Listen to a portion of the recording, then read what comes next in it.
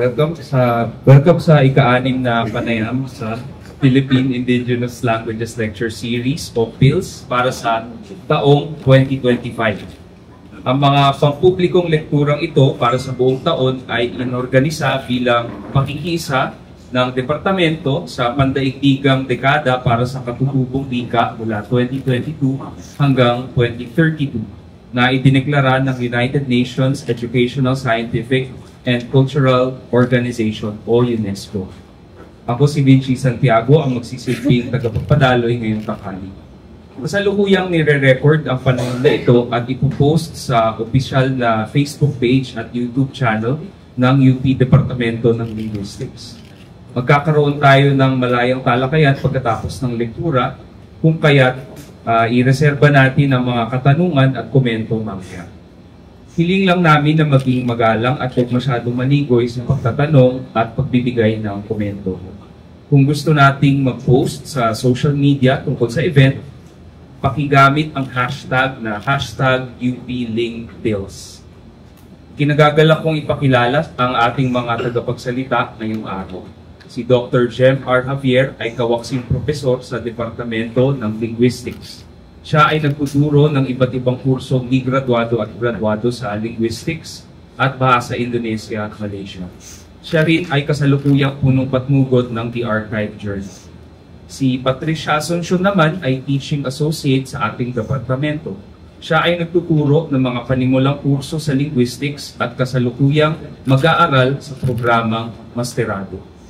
Upang ibahagi ang kanilang mga karanasan sa mga komunidad na nagsasalita ng Bisaya sa Mantikau, Misamis Oriental at ang kanilang isinasagawang review ng isang napaka-importanteng aklat ni Consuelo J. Paz na gabay sa fieldwork na inilimbag ng UP Press noong 2005, narito si Sir Jem at Patricia. Hello. Thank you, Vinci, sa introduction at nagpapasalamat kami sa Departamento ng Linguistics sa pag-imbita sa amin bilang bahagi ng PILS, ng monthly PILS ng Department of Linguistics. Okay, sige. So itong inihanda naming lektura ni Patricia ay actually tatlo yung kinonsider namin. Una, ito ay lektura para sa mga, lalo na para sa mga mag-aaral ng Link 125 na ngayon ay sasabak, ngayong mid-year term ay sasabak sa kanilang field site.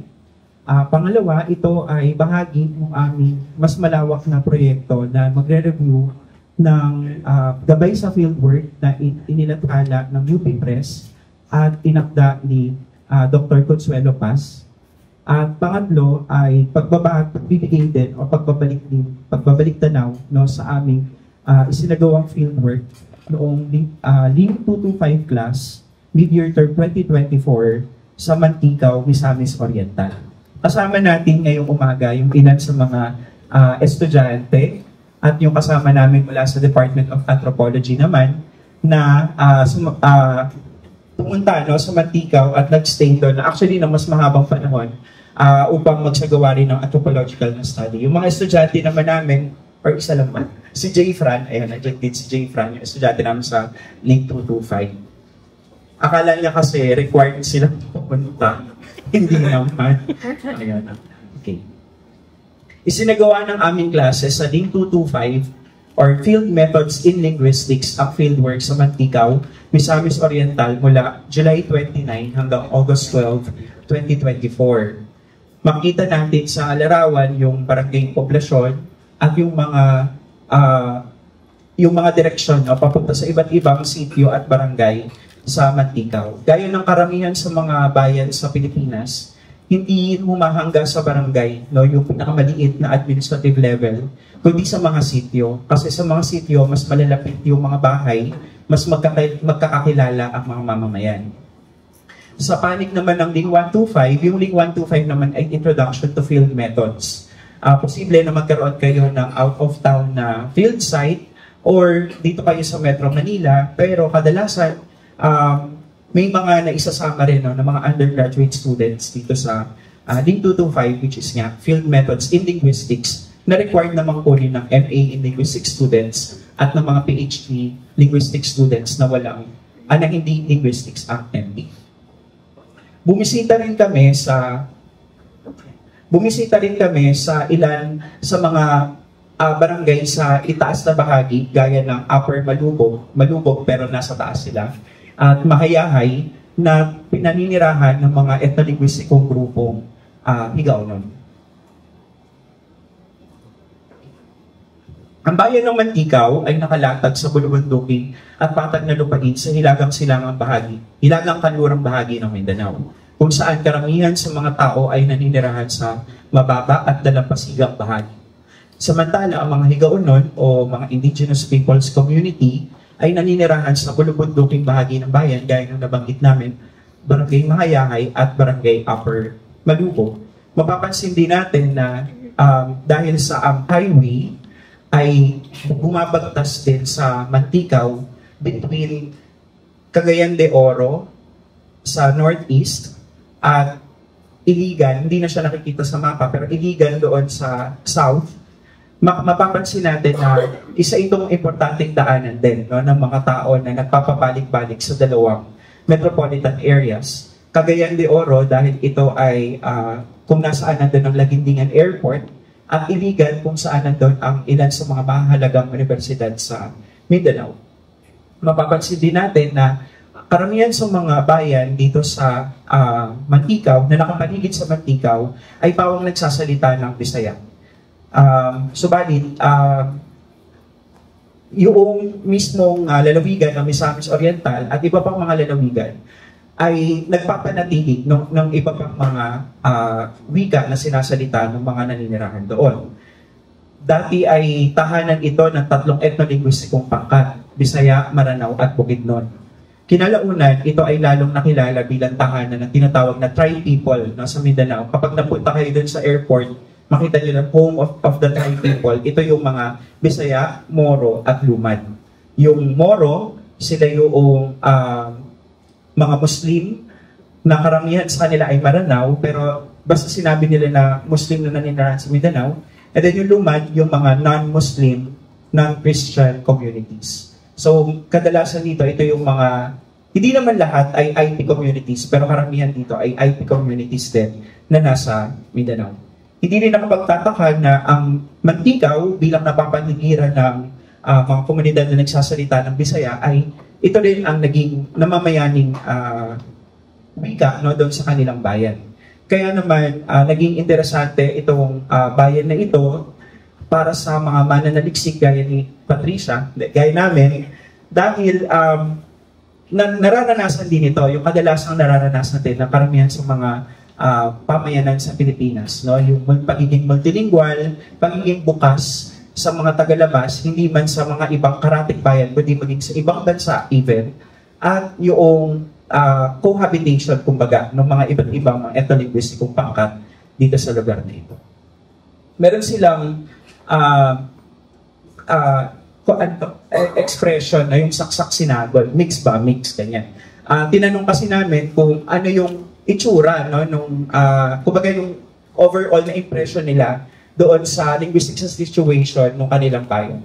Sabi nila na ang Bisaya doon ay mix-mix, no? O maraming mga ina-accommodate ng mga lexical term, ng mga expression, at even mga affix or mga morphological forms, no, doon sa kanilang wika. Ito ay dahil na rin sa kanilang exposure, no, sa iba't ibang mga tao na nagsasalita rin ng iba't ibang mga wika, kaiba sa Bisaya. Batay sa 2020 census, ang mga wikang sinasalita sa Manticaw ay Cebuano o yung natawag na Cebuanong Binisaya o Bisaya, Binukid, Subanon, Higaonon, Maranao, Filipino o Tagalog at Ingles. Para sa Link 225 noong mid-year term 2024, nakapasa ilalim sila sa isang overall na or overarching na project, no, yun yung sinabit namin sa ARP. Ito yung linguistic na sitwasyon, no, sa Manticaw, sa lalawigan ng Misamis Oriental. Gayunman, sa kanila sa pakikiramdam, no, ng ating mga estudyante sa Link 225, nakabuo rin sila ng kanilang mga proyekto, mga individual na proyekto na ginawan din nila ng fieldwork upang matapos ito. Ilan sa mga ito ay ang pangangalap ng datos para sa language vitality assessment at para sa pag-aaral sa dialektolohiya at paglilipat wika or language shift, pagtatasan ng linguistic na sitwasyon gamit ang multilingual assessment tool or MAT na pinapagamit ng SIL International, at idiomaticity at code switching bilang indicator ng pagiging buhay ng wika sa multilingual na lugar gaya ng Mantika. Sa panig naman namin ni Patricia, meron din kaming mga personal din ng mga proyekto gaya ng paggamit ng wika sa mga tahanan at iba't ibang henerasyon sa pamayanan, at wika sa edukasyon at karanasan ng paaralan sa ilalim ng iba't ibang patakaran pang wika. Maya-maya ay i-share din namin sa inyo yung ilan sa mga initial na resulta nitong mga ganitong pag-aaral. So, isa doon sa mga nagsilbing gabay or framework ng aming klase, itong aklat na ito, yung gabay sa fieldwork ni Dr. Consuelo Paz, na karaniwang ginagamit sa mga field methods classes, yung BA lane, yung MA, and even yung undergrad, yung BA Anthropology. So, dun sa gabay sa fieldwork, ito ay nabuo batay dun sa karanasan ng mga akademiko mula sa iba't ibang disiplina. So, mula sa linguistics at mula sa anthropology na nagsagawa ng fieldwork sa iba't ibang bahagi ng ating bansa prior noong 2000s. So, inulunsad din ito at sunod dun sa program, dun sa PPEG or dun sa programa sa pag-aaral ng linguistikong grupo na pinangunaan or spearhead ng ating kolegyo ng accountability. So, hangad nito na makatulong sa pagpapabuti ng mga paraan sa pananaliksik, particular sa mga field method na aangkop sa konteksto at danas ng mga komunidad sa Pilipinas. So, masasabi na yung lakas or yung bisa nitong aklat na ito ay nakasalig or nakalubog dun sa pagiging grounded niya sa konteksto natin dito sa Pilipinas. So, ito ay mga actual na sitwasyon, mga experience, even yung mga pagsubok or mga dilema na kinaharap ng mga actual na Filipino researchers na nauna sa atin.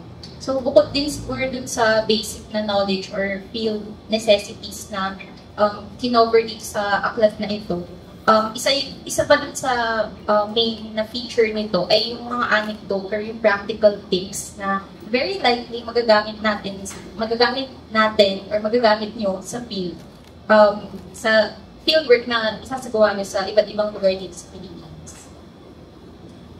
So, bilang karagdagan, so sa halip na tuwirang pagbibigay ng definition or pag-define ng terms dito sa aklat na to, mas yung estilo ng pagkakasulat nito ay detalyadong paglalarawan ng mga naging karanasan at yung mga necessary terms para na related sa fieldwork. So, halimbawa, sa pagpapaliwanag sa kung ano yung fieldwork, pangunahin yung pagdidiin or emphasis ni Dean Paz dun sa pagkapwa-tao dun sa halaga ng interaction between the community and between yung researchers. At meron ding emphasis dun sa halaga ng pagkatuto mula sa komunidad. So, punta kayo doon, hindi lang bilang mga mag-aaral na enrolled sa isang klase, kundi mga mag-aaral na matututo mula dun sa mga tao sa isang komunidad. So, yung fieldwork, ayon kay Paz, embodied dun sa mga nauna ng fieldwork ng department, ito ay chance or para makarinig at makaunawa ng mga pananaw ng mga kaalaman na karaniwan ay hindi basta-basta mababasa lang natin sa libro or sa mga published na reference materials. Lumulutang din yung kaisipan na yung fieldwork ay pagkakataon para makasulyap sa mundo na marahil ay labas na nakasanayan ng isang mag-aaral or ng isang researcher. So, kailangan natin matandaan na mahalaga na makakuha kayo ng datos kasi ayun nga, meron kayong project na gustong magawa or enrolled kayo sa isang klase. So, may academic requirement kayo na kailangan ma-fulfill. Pero, mas mahalaga na maintindihan natin na yung fieldwork ay hindi equivalent or hindi lang basta-basta data elicitation. So, hindi natatapos, hindi nagsisimula, hindi natatapos yung fieldwork pagkuha lang ng datos. So, dahil nga mga linguators tayo, no, yung ginagawa natin ay isang linguistic fieldwork. So, interesado tayo na matungkayan o makita, marinig yung actual na gamit ng wika. So, yung wika in situ, yung wika, kung paano siya ginagamit sa araw-araw na pamumuhay ng mga tao. So, yung fieldwork, ayon pa kay Paz, ay maaari din maging daan para masubok natin yung visa, yung effectivity, yung applicability ng mga theory, ng mga konsepto na karaniwan pinag-aaralan natin sa loob ng classroom. So, para dun sa aming Link 2 to 5 class, syempre dun sa field classes niya isa sa mga pinakamahalagang gawain or exercise, yung pagpili ng appropriate na paraan ng pag-elicit ng data, yung materials to elicit yung data. Dito rin natin sa fieldwork magagamit yung mga kasanayan tulad ng transcription, translation, pero depende din dun sa uri ng proyekto o uri ng research na gusto nyo gawin. So, ayun nga, nabanggit ni Sir Jem na meron din, bukod dun sa mga kaklase namin, dun sa field class, pati kami, meron mga maliliit na proyekto gustong gawin or gustong isagawa ng mga panahon mo. So, dun sa kaso ko, interested ako na tignan yung linguistic landscape, yung lowland na Mantika. So, kung ano-ano, so pag sinabing linguistic landscape, concerned ito dun sa kung ano-ano ba yung mga wika na makikita sa mga pampublikong lugar. So, halimbawa, mayroon pang pattern ng paggamit ng mga wika. Halimbawa, yung Bisaya, saan ang mga signages natin siya nakikita. Yung Tagalog, yung English, saan siya nagmamanifest.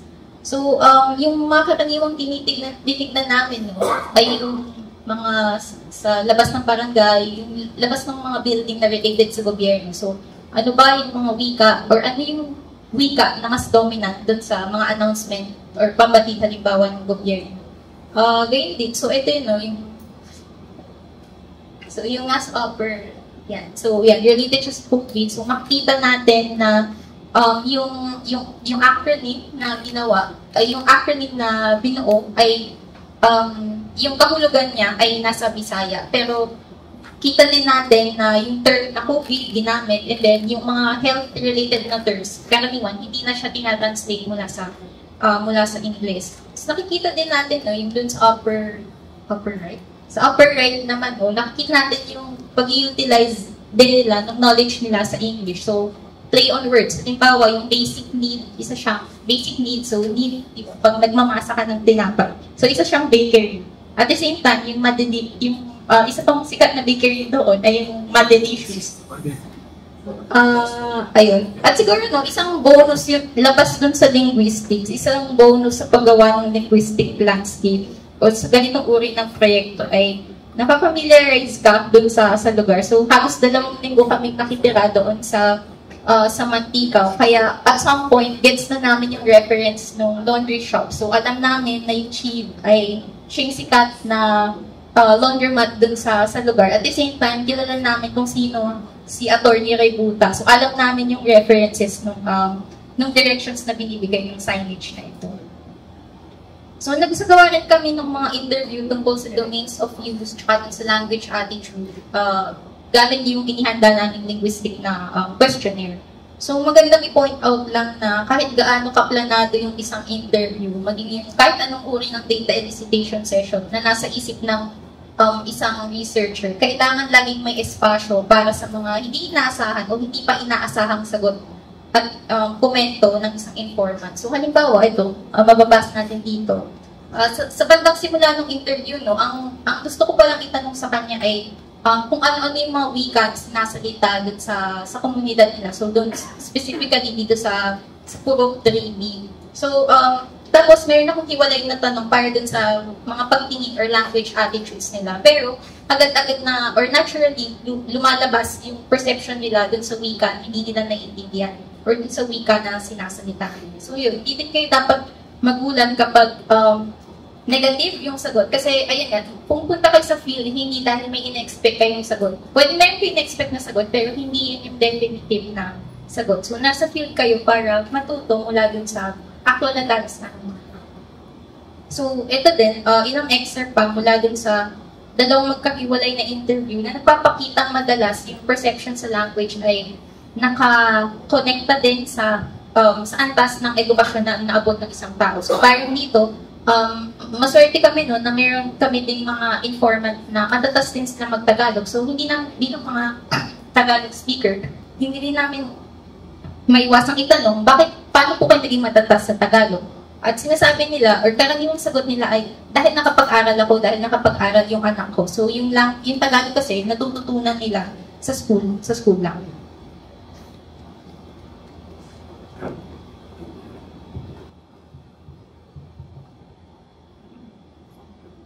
Ayan.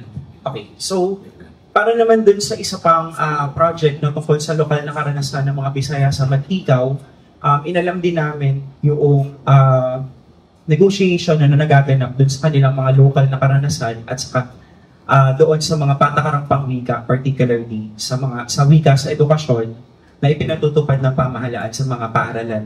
Halimbawa dito nga sa Manticaw, tinanong namin sila kung kamusta yung pag-aaral ng kanilang mga wika, ng kanilang mga mag-aaral gamit yung mga iba't ibang mga wika sa paaralan. At specifically pertaining to yung implementasyon ng mother tongue-based multilingual education.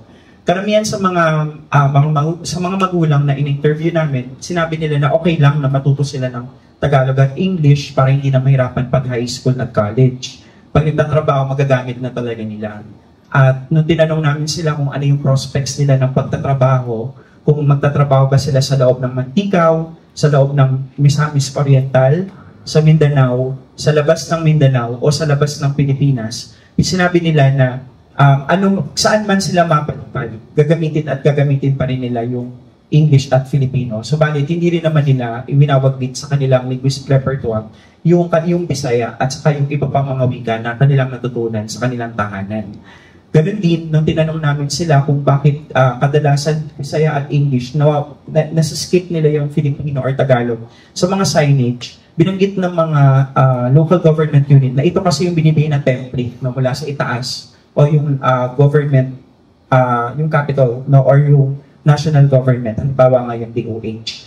Mukhang ganito rin no, yung lumalabas no, na nangyayari doon sa mga paaralan kasi sumusunod sila sa kung ano yung binibigay noong Department of Education, particularly yung regional level, in terms of pagbibigay ng mga materyales. Mamaya pag-uusapan natin kung ano yung ginagawa nila doon sa material na yun at bakit pinabanggit namin na ito ay negotiation. Ngayon, nung tinanong naman namin sila kung paano yung kanilang pakikitungo no, doon sa tagalabas, merong isang interesanting anecdote na narinig kami na binanggit na may bagong dating galing Maynila, hindi marunong mag-Bisaya. Pinapractice tuloy ng mga estudyante dun sa Pagawan Elementary School na mag-Tagalog kasi, quote-unquote, kawawa naman yun. So, pero kinalaunan, itong estudyante na ito, after 1 school year, natuto na rin mag-Bisaya. Mainly because yung mga kaklase niya ay tinuturuan din siya kasi wala siyang kalaro. So, makikipaglaro siya din sa mga bata na Bisaya yung ginagamit na wika. At pangalawa, naging malaking tulong bilang supplementary rin yung teacher na tinuruan yung bata ng Bisaya bilang foreign language. Hindi bilang second language ng estudyante. Kung kaya after 1 school year, medyo nakaagapay na rin no, itong batang ito na initially nagsasalita ng Tagalog. And then finally, nung tinanong din namin sila tungkol nga doon sa kanilang negotiation doon sa MTB-MLE at doon sa kanilang lokal na karanasan sa paaralan, merong sinasabi yung principal ng Pagawan Elementary School na learning from the heart. Ang ibig sabihin ay, itong mga gurong ito ay naghahanap ng strategies kung paano ipaiintindi ng teachers sa students ang lessons, particularly sa science at sa mathematics. Ang ginagawa nila ay, maliban dun sa alam naman natin sa MTB-ML, yung mga big book, diba, yung nagko-collecta sila ng mga local folk lore at saka iba pang mga kwento doon sa lugar para mas maengganyo ang mga batang magbasa at gumamit ng kanilang wika. Ang ginagawa rin ng mga teacher kahit pa noong bago i-implement ang MTB-MLE, ibig sabihin ito ay mga late 90s, ay pinapreserve nila, yes, yung wika ng isang spesipikong termino. Subalit, i-explain nila ito sa wika na kinagisnan ng bata. Therefore, mula sa formative years nila ng elementary school, gets na nila o gamay na nila yung termino, halimbawa sa science at sa math, at na-explain nila yon in Bisaya, for example, para daw pagtungtong nila ng high school at college, kapag nabasa ulit nila yung termino na yon, alam na nila kung paano itatranslate yung English definition sa kanilang sariling wika. So yun, ganun daw yung learning from the heart na sinasabi ng principal na aming nakapanayan.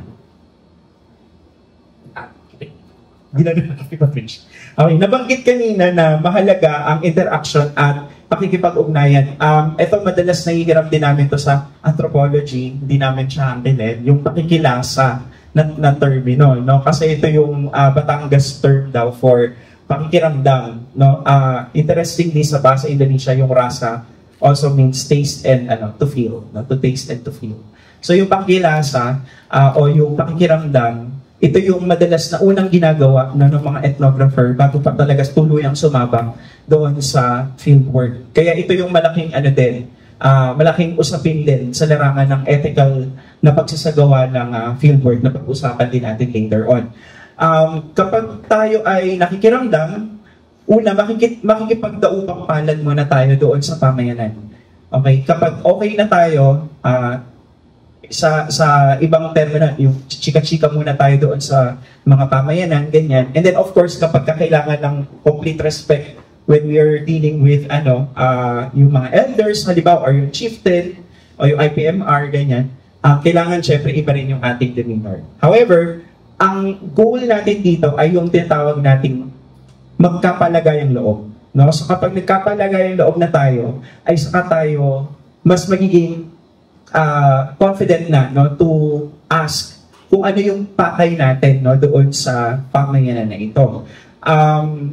Mula rito sa pagmamasid at pakikinig o yung natawag na participant observation, papunta doon sa pakikisalamuha at pakikilahok. Minsan, pinapayagan tayong lumahok doon sa mga activity noong pamayanan.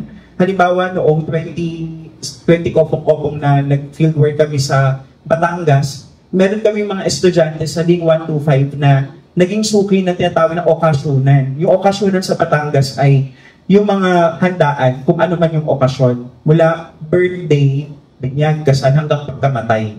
So, lahat ng rite of passage, kumbaga, or yung stages, merong kakain. So, tawag na okasyonan, kung hindi ako nagkakamali. Ayan. Ngayon, suki yung aming dalawang estudyante, kaya tuwing umuwi sila sa aming base, busog sila. Ayan. So, ganun sila naging kapalagayang loob, no, noong community na pero wag tayong mag-expect na habang mamaya lahat tayo nag-aabang dun sa food. Dahil joke lang. Sige. Tapos, kapag yung linguistic fieldwork ay nag-employ ng ethnographic method, hindi lamang dun sa wika ka-interesado. No? Gaya nga nabanggit ng namayapang Doc Maliksi, ang fieldwork ay hindi informant work sa field. Yung ibig sabihin yung eliciting material lang. Kasi kaya mo naman yung gawin sa opisina mo eh. Punta lang kayong restaurant or ng office mo, okay na, di ba? Pero kasi ang kailangan mong makita, yung nuances doon sa iyong community. Ano yung mga nangyayari? Even yung mga nabanggit nga, gaya ng nabanggit ni Patricia, biglang may pumapasok na idea na may kinalaman sa perception at sa attitudes doon sa wika, ay nilitaw habang naisasagawa natin yung ating pakikipag-usap sa field. At importante rin yung pangangalaga ng magandang interpersonal relationships sa informant at sa buong komunidad. Actually, lahat ng ito nandito sa gabay sa fieldwork, di ba? Pero babanggitin din namin mamaya yung mga mungkahi naming dagdag doon sa isinagawang pag-aaral ni Dr. Consuelo Paz. Kailangan maging sensitibo ang researcher sa sitwasyon at paniniwala ng informant at higit sa lahat, huwag natin silang gagambalain sa oras ng kanilang pagtatrabaho. Hindi yung gaya ng mga ibang mga journalist, halimbawa, nag-i-interview ng pagdoktor habang naniningil siya ng pamasahe sa bus, hindi natin yan gagawin. Kailangan kung kailan sila, hindi necessary ni nagpapahinga, kasi wag nating aagawin din yung panahon ng pamamahinga, kundi kung kailan sa kanila convenient, no, na isagawa yung ating mga interview.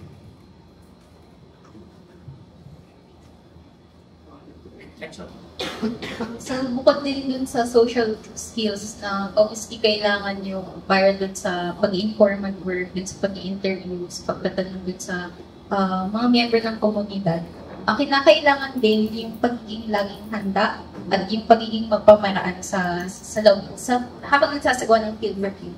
Batay dun sa mga naitalang ipasa dun sa gabay sa fieldwork, pati na rin dun sa mga kinalagyang sitwasyon ng mga sumunod sa kanila na researcher. Mahalaga na lagi isaalang-alang yung konteksto sa Pilipinas na halimbawa, meron lang tayo laging limitadong pondo, meron lang tayong limitadong resources para magsagawa ng fieldwork. So, kaya mahalaga dito lumalabas yung halaga ng pagtatakda ng malinaw na research agenda, yung pagkilala magiging doon sa lugar na inyong pupuntahan, at yung pagiging flexible pagdating sa schedule at sa budget. So, gusto lang din namin idagdag at bigyan din bilang field worker, una sa lahat, mga tao tayo na merong kinalakihan at pinanggaling ng sariling kultura na maaaring hindi pasok, hindi ayon, or hindi kasunod, or hindi katulad nung dadat natin sa field. So, kailangan natin maging honest sa sarili natin na hindi natin basta-basta maiiwan yan sa bahay natin ay maisasantabi natin yan kapag nasa field tayo. Kaya mahalaga yung idea na kinikilala natin yung positionality natin, yung ating background, yung identity natin, yung mga karanasan natin na maaaring makakapekto dun sa mga pananaw natin and by extension, yung interpretasyon natin, yung mga nangyari dun sa lugar na ating pupuntahan. So, kasama rin dito yung madalas na yung privilege na position natin. So, kayo mga estudyante kayo, or yung mga researcher in the future, pupunta kayo sa field na meron kayong privilege na position. At the same time, yung privilege position na yun, merong kakibat na biases. So, dapat aware tayo sa mga yun. Dahil yung awareness na yun, yung makakatulong sa atin para mag-negotiate. So, para hindi tayo mag-appear na magiging different, na detached dun sa realidad ng mga tao na mapasalamuhan natin.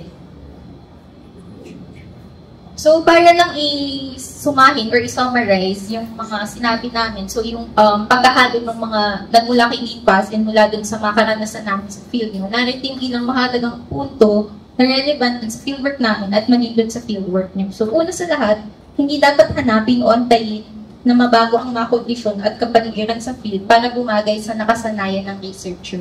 So, kinakailangan yung researcher yung bumagay o yung mag-adjust sa kung ano yung madadagdan niya sa field.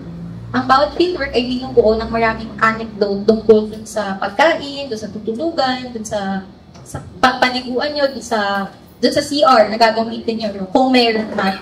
At yung mga bagay na yun, madalas nakakapanibago sila kasi hindi nga yun yung kinasanayan nyo. Pero dapat yung tandaan na hindi sila dapat isuring na hadlang or na hindrance para magawa nyo yung kung ano inasan sa inyo, kung ano yung pinlano nyo para dun sa inyong fieldwork. So, pangalawa, yung pinakamabuting attitude ng nare-research sa field ay yung pananaw na kapwa researcher ang tumutulong sa kanya, individual man o komunidad. Kaya mahalagang maipaliwanag sa kanila sa isang informant, halimbawa, kung para saan ba yung pananaliksik, kung bakit ba ganyan yung mga gusto niyong malaman, kung bakit ganyan yung mga tinatanong niyo sa kanila. So, wala man silang formal training sa linguistics, hindi man sila nag-110, nag-115. Bilang mga native speaker at bilang mga miyembro ng komunidad, meron silang sariling paraan kung paano nila may papaliwanag. Halimbawa, kung bakit ganito yung mga features ng wika nila, kung bakit ganito yung dynamics dun sa community nila. So, lagi silang mayroong way to explain things. So, kailangan natin matandaan or kailangan din natin ituring yung fieldwork bilang isang humbling experience. So, pupunta kayo doon, hindi lang dahil required, hindi lang dahil may kailangan kayo mula sa kanila. Kasi surely, meron kayong matututunan beyond dun sa inaasahan niyo. And pangatlo, kailangan na sikaping makinabang din sa pananaliksik ang komunidad.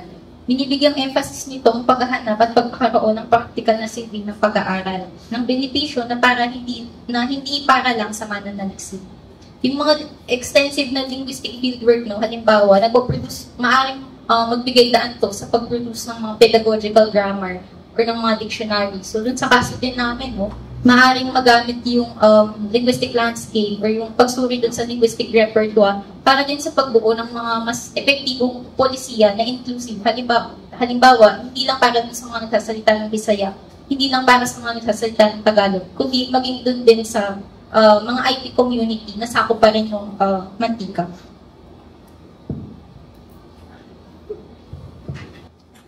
So, commercial. Ayan, ito ay itong gaya ng nabanggit namin, ito ay yung aming lecture ay isang pagbibigay pugay din dun sa may akda ng gabay sa fieldwork si Dr. Consuelo Paz, kasama yung dalawang Hernandezes. Sila yung mga suki ni Dr. Paz noon sa pagsasagawa ng fieldwork sa iba't ibang bahagi ng Pilipinas. At mula doon, gaya na banggit namin, yung gabay sa fieldwork ay hindi lang siya gabay, kundi reflection din ng mga nagawa na naisagawa ng mga pag-aaral o field research no, sa iba't ibang bahagi ng Pilipinas. Ngayon, punta po tayo doon sa ilan sa mga nais namin idagdag din no, doon sa gabay sa fieldwork no, bilang aklat na patnubay natin no, sa pagsasagawa ng pananaliksik sa field sa konteksto ng Pilipinas. Una rito ay yung tinatawag natin ethics review kasi mas nagpo-proliferate no, yung kapangangailangan nun sa isang ethics clearance o sa pagsasalang-alang no, sa ethicality, quote-unquote, ng research involving human participants. In fact, nitong mga nagdaang taon ay naging aktibo na no, yung CSSP Ethics Review Board na sa tingin ko ay aware na rin naman kayo at yung pagiging tedious no, nung research, nung process no, ng pag-apply para sa ethics clearance. Samantala, kailangan din natin isaalang-alang yung mga metodo ng mga kani-kaniyang mga disiplina, halimbawa sa linguistics at sa anthropology. Dito kasi sa ARP, medyo mahigpit yung pagbabawal sa pangangalap ng datos sa field hanggat wala pa ng ethical clearance. However, kailangan natin siyang i-negotiate no, doon sa kadalasang metodo, halimbawa sa ethnography, na kailangan mo munang pumunta sa pamayanan para malaman mo kung ano yung pwede mong gawin, kaya mong gawin, o papayagan kang gawin doon sa community na iyon. However, nagkakaroon ng circular na na argument kasi ito, ang mga ethics review board ay nagbabawal no, doon sa researcher na pumunta ano man ang pakay mo doon sa field. So that's something to think about kasi medyo bata pa naman yung institution ng ethics review board at marami pang pag-uusap hinggil dito. Gayunman, napaka-importante no, na meron tayong ma-institutionalize na mga ethical review upang wala tayong makalimutan no, doon sa pagsasagawa ng isang ethical na pananaliksik sa field. Kailangan natin makatugon no, doon sa mga kahingian ng universidad na ating kinabibilangan, yung mga sangkot na institusyon, halimbawa, yung local government unit ng field, yung mga cultural or tawag dito, yung cultural government or, ano nga term nun, Ate Mats? Yung mga spesifiko no, ng mga political structure, yung mga political structure doon sa kanilang pamayanan, especially when we're dealing with indigenous peoples communities. Binanggit din ni Dr. Paz noon na as much as possible, wag tayo makikisalamuha sa mga kasapi ng government, no? Yung mga government employees or government officials. However, sa mga nagdaang mga field research, nagkakaroon tayo ng, hindi natin maiwasan no, na magkaroon tayo ng contact sa kanila sapagkat ito rin yung nire-require hindi lamang ng university na ating kinabibilangan, kundi maging noong mismo community. Kasi naging bahagi na rin sa mga nagdaang panahon, naging bahagi na rin ng pambansang pamahalaan at lokal na pamahalaan itong mga ganitong klase na representasyon sa pamayanan. Halimbawa, yung representative ng National Commission on Indigenous Peoples o yung mga IPMR, Indigenous Peoples Mandatory Representative at yung mga iba pa no, na nagsisilbing o tinitingala ng pamayanan bilang kanilang kinatawan sa pamayanan. Kung kaya, importante din na maiwasan natin yung conflict of interest. Specifically, doon sa topic ng ating research at doon sa kahihinatnan o benefit nito no, doon sa pamayanan. Lumawak din no, ang definition natin ng key informant. Noon kasi, ang key informant ay yung pangunahing informant na inaasahang makapagbibigay ng halos kumpletong impormasyon. Sa mga naging karanasan sa field ng ating mga kasama sa departamento o sa mga nagdaan pang mga pag-aaral, kadalasan ang key informant ay tumutukoy na rin doon sa mga miyembro ng pamayanan na kayang magturo kung sino ang mas nakakaalam tungkol dun sa topic na kanilang pinag-aaralan ng researcher. So, hindi necessary na siya yung may alam sa lahat. Halimbawa, maternal health, or self-care, or yung language in education, pero alam niya kung sino ang ituturo para ma-recruit at maisama doon sa mga interview. Kung kaya, kailangan nating ma-rethink din yung mga, hindi lang yung key informant, kundi pati yung mga iba pang mga bahagi ng pananaliksik. Dahil may kinalaman din ito sa halimbawa, pagbibigay ng compensation kung mayroon man, or doon sa pagbibigay ng co-authorship kung magkakaroon man kapag naglathala kayo ng pananaliksik. So, 20 years after i-publish yung gabay sa fieldwork, kita natin na lumalawak yung pangangailangan na related dun sa efficient na pag-collecta, pag-process, pag-store ng data. So, isa dun sa mga kailangan din natin pag-isipan yung kahalaga yung pag-utilize ng technology na available sa atin ngayon. So, specifically, mga equipment, yung mga software, yung storage options na meron tayo. Para yung mga datos na makukuha, yung mga impormasyon na makakalat natin sa field. Hindi lang tayo makikinabang, kundi yung mga future researchers din. At syempre, yung community members na yung future generations ng mga komunidad na nagiging kapartner natin. And lastly, katulad ng nabanggit na kanina, yung benefits ng pananaliksik ay hindi dapat limitado sa scholarship sa wika o sa anumang disiplina. So sa kaso natin dito sa department, meron ng mga maraming proyekto sa pangunguna ng mga professor sa department na nagbigay ng assistance or nag-establish ng collaboration with other communities para matugunan yung pangangailangan nila, yung kagustuhan nila na related dun sa dokumentasyon at mga iba pang gawaing mga pangungika. So, ilan dito yung itamag anti-grammar, yung numero orthographies, yung, and even yung kasalukuyan documentation ng Bukadot Egongot, na pinapamunahan ni na Professor Cristina Gallego, Ma'am Lia Rafael at Sir J.M. Petang. So bilang paglalagom, narito ulit yung mga mungkahi batay sa aming fieldwork na isang tugon din sa paghimok ni Dr. Consuelo Paz noong 2005 na makapag-ambag ang mga researcher na bahagi at magiging bahagi ng mga proyektong nangangailangan ng fieldwork. Ang mga suhestyong ito ay tanda na may layunin ang mga mananaliksik na pag-ibayuhin hindi lamang ang mga akademiko at institutional na agenda, kundi ang kanila ring matibay na ugnayan at pakikipag-ugnayan sa mga komunidad na nagbubukas ng kanilang tahanan at nagbabahagi ng mga kaalaman at pananaw nila. Ayan, so bago kami matapos ay huli namin gusto pasalamatan yung mga mamamayan syempre ng Municipality of Manticaw sa Misamis Oriental, ang pamahalaang lokal ng Manticaw, Pagawan Elementary School, ang Link 225 mid-year term 2024 class, ang Anthropology Field School 2024, at ang UP Department of Linguistics na pinayagan kaming isagawa itong field class na ito. Muli, maraming salamat po. Magandang umaga sa lahat. Thank you Sir Jem at Patricia sa napakayaman na pagbabahagi tungkol sa experiences ninyo sa Manticaw.